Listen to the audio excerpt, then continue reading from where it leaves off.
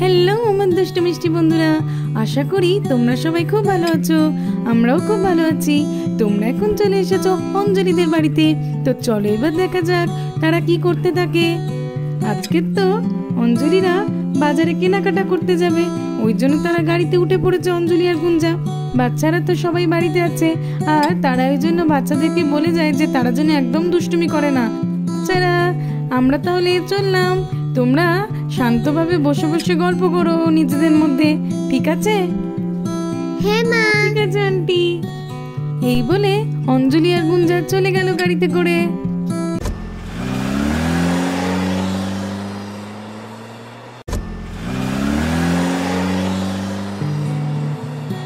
এই মা আর মিমি তো চলে গেল রে, চল আমরা খেলি। হ্যাঁ হ্যাঁ চল চল। এইভাবে বাচ্চারা অনেকক্ষণ ধরে খেলাধুলা করার পর এই মা আর মিমি তো সেই কখন গেছে, এখনো তো ফিরলো না রে। হ্যাঁ দে ভাই, ফেরেননি এখনো মা মিমি। আরে রাখি, এত চিন্তা করছিস কেন? চলে আসবে, চিন্তা করিস না, আন্টিরা চলেই আসবে। হ্যাঁ রাখি, এত চিন্তা করিস না। হ্যাঁ রে, এত চিন্তা করছিস কেন? কিন্তু আমার যে ভয় করছে। কিছু ভয় করিস না।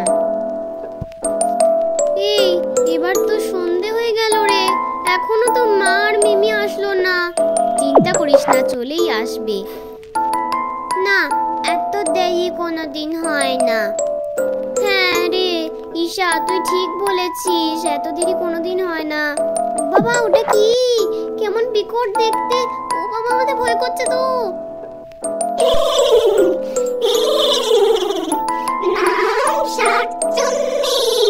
ছেড়ে দাও ছেড়ে দাও বলছি, ছেড়ে দাও। একে কোথা থেকে তুমি এলে? ছেড়ে দাও আমাদেরকে।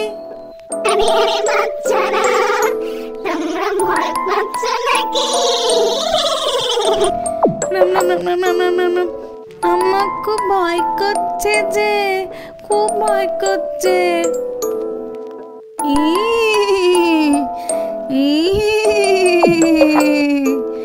আমি শাকচুন্নি,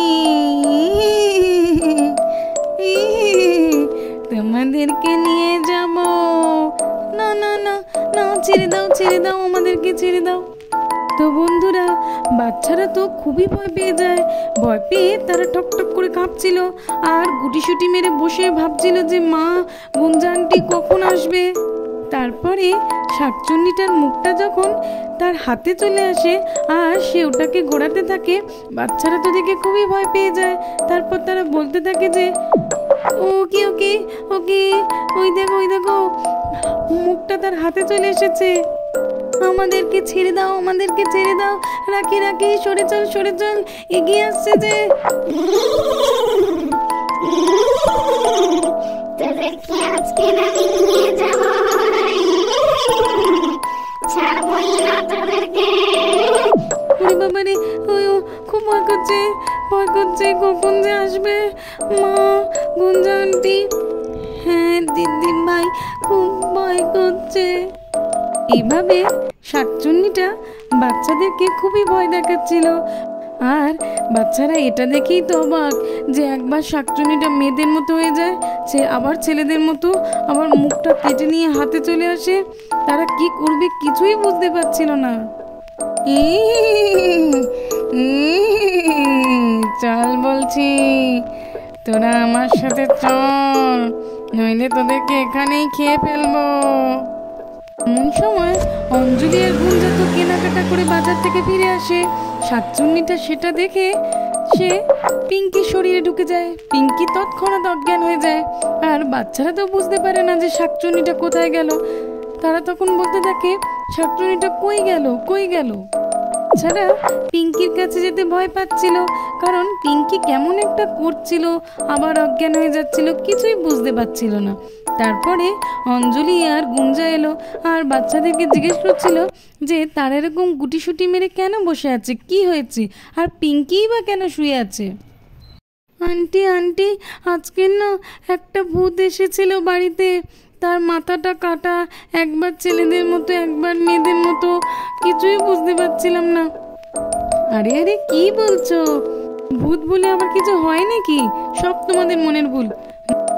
না রে দিদি ভাই, তুই বিশ্বাস করিস না তাই, নাহলে ভূত বলে সত্যিই কিছু হয়। পিঙ্কি, কি হয়েছে তোমার? মামা, মা, ওর কাছে যেও না, ওর কাছে যেও না। কেন ওর কাছে যাব না কেন? পিঙ্কি ওঠো, কি হয়েছে? পিঙ্কি, তুমি ঠিক আছো তো?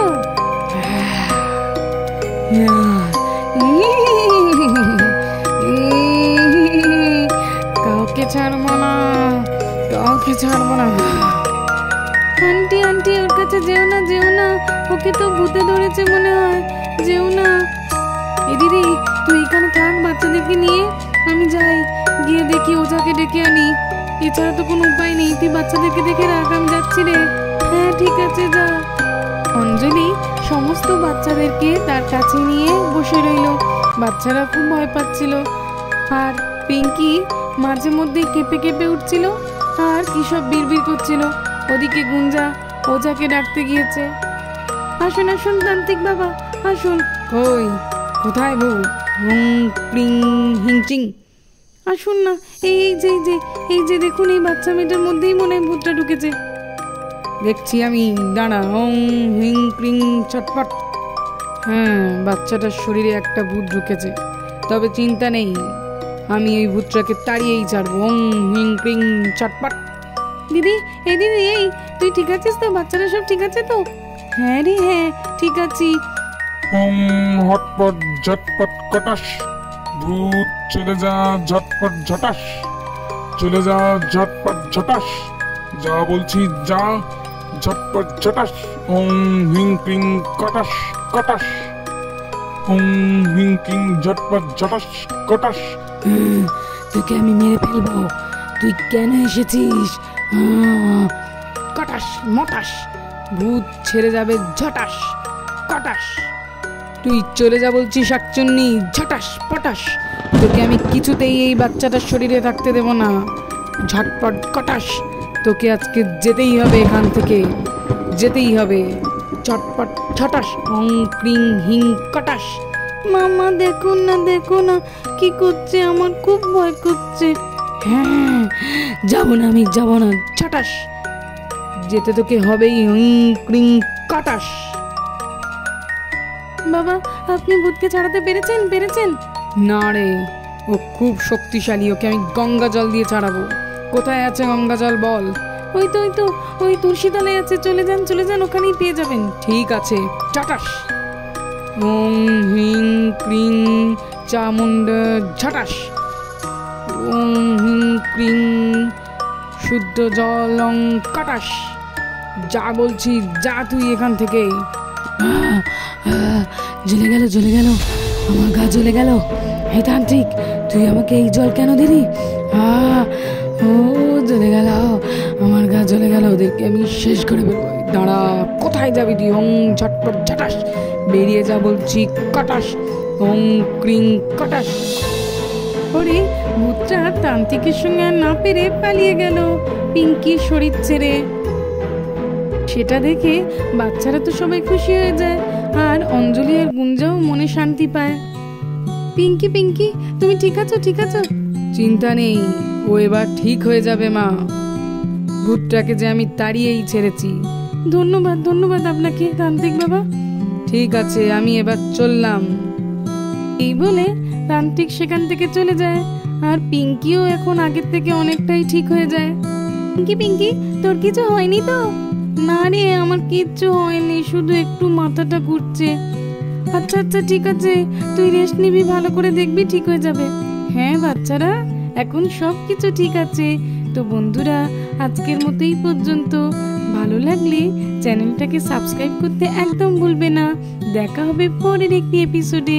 আজকের মতো টাটা।